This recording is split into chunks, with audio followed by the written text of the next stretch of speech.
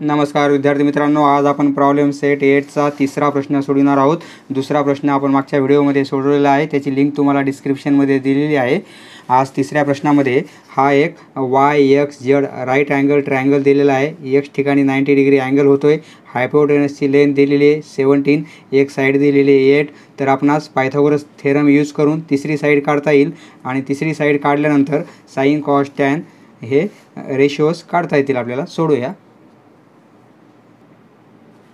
मित्रांनो, प्रश्न as it is आपण ब्लँक पेजेसवर लिहून घेतलेला आहे। तर यामध्ये इन राईट अँगल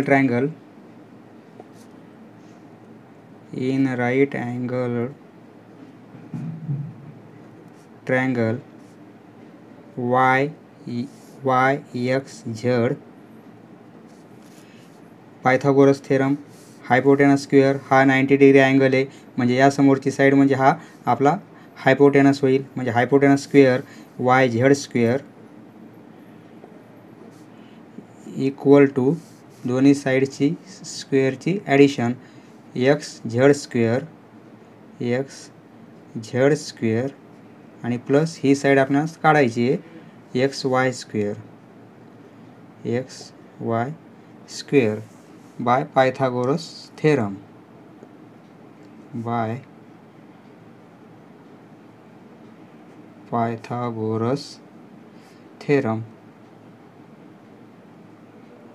ओके। आता आपण दिलेल्या व्हॅल्यू टाकू। YZ ची व्हॅल्यू दिली आपणास 17 स्क्वेअर इक्वल टू XZ ची दिलेली 8 स्क्वेअर आणि प्लस XY स्क्वेअर। 17 चा स्क्वेअर 289, 8 चा square 64 plus XY square as it is.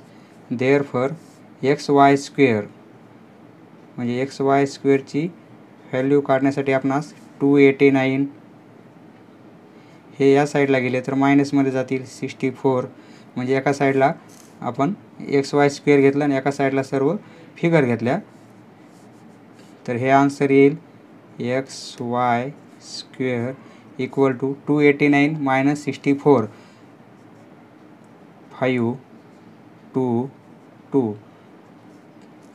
225 हा 15चा स्क्वेअर आहे।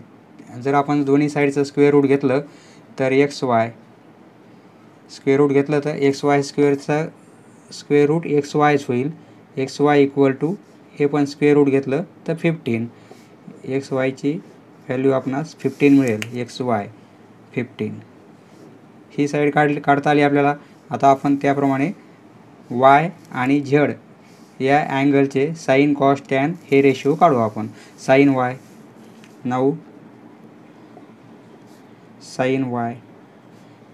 Y इक्वल टू साइनसाठी अपोजिट साइड आणि अपॉन हायपोटेनस Y ची अपोजिट साइड म्हणजे समोरची साइड कोणती XZ आणि हायपोटेनस ZY किंवा YZ XZ ची व्हॅल्यू 8 आणि YZ ची 17, साइन Y ची व्हॅल्यू आली आपली 8/17। नंतर आता कॉस Y काढू। कॉस Y साठी आपण अपोजिट घेत नाहीत, आपण ॲडजेसंट साइड घेतो अँगलची, त्या ॲडजेसंट साइड आणि अपॉन हायपोटेनस Y चा ॲडजेसंट साइड हा हायपोटेनस आहे, म्हणजे ही नाही आहे, ही अपोजिट साइड म्हणजे समोरची साइड ही पण नाही, मग ॲडजेसंट साइड Y ची कोणती होईल XY अपॉन हायपोटेनस आपला YZ। XY ची व्हॅल्यू आपण कॅल्क्युलेट केलेली आहे, XY ची 15, म्हणजे इथं 15 आणि हायपोटेनस 17 ही झाली कॉस Y ची value. Tan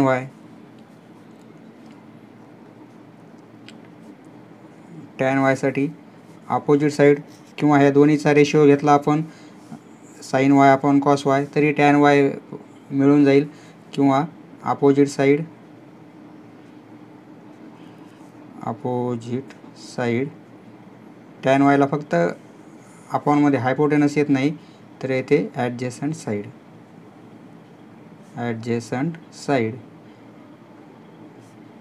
वायची opposite side X Z आणि ॲडजेसंट साईड एक्स वाय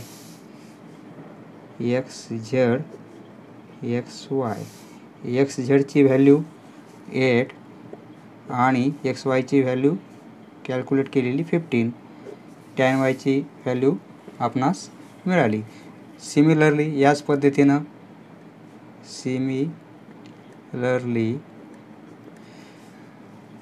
तर आपल्याला झेडचे रेशिओ काढता येतील. Sine cos tan sine Z equal to opposite side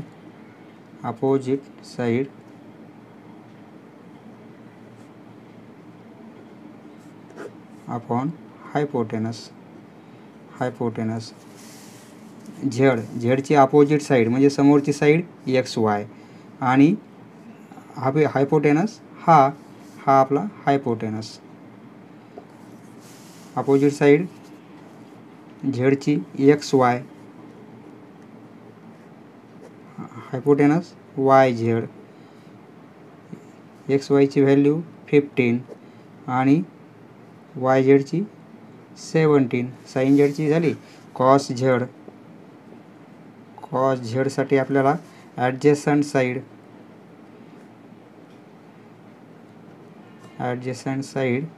आणि अपॉन हायपोटेनस घ्यावं लागेल.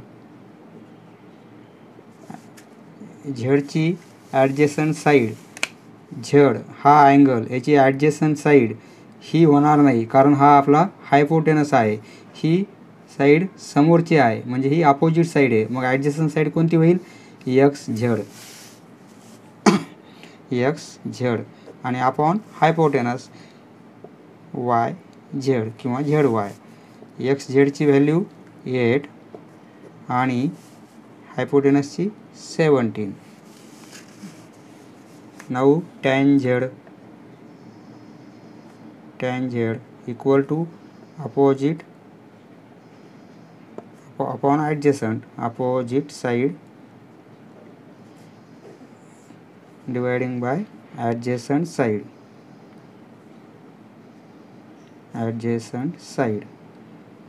टॅन झेडची अपोजिट साईड कोणती? एक्स वाय किंवा वाय एक्स वाय आणि ॲडजेसंट साईड एक्स झेड ही व्हॅल्यू 15 आणि ही व्हॅल्यू 8.